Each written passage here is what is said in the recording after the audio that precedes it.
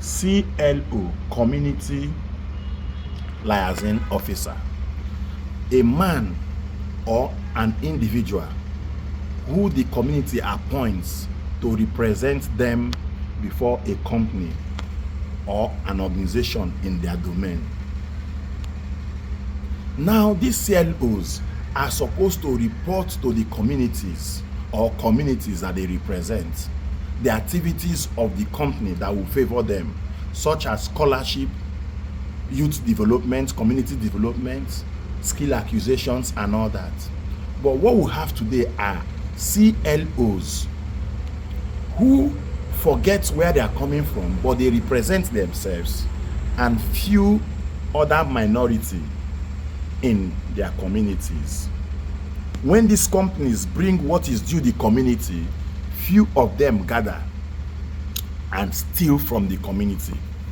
Few of them gather without telling the community what these companies have given to them. They steal, they eat, they are criminals. Local chiefs, local CDC chairmen, opinion leaders, youth leaders, CLOs, this is what you guys do. And it is completely wrong. The youths must be intentional to know who represents them, at what capacity, your integrity, your reputation.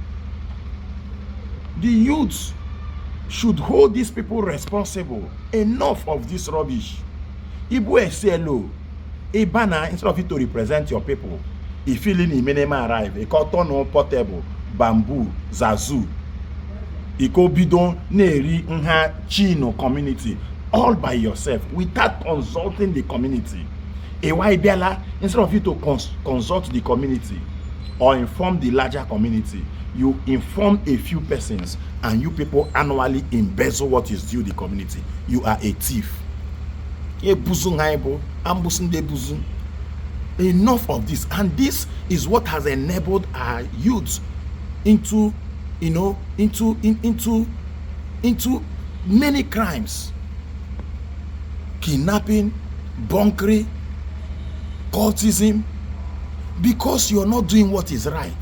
Before the government will come with their help, the community originally should be able to support from what they get and from what prominent individuals in the community can support with.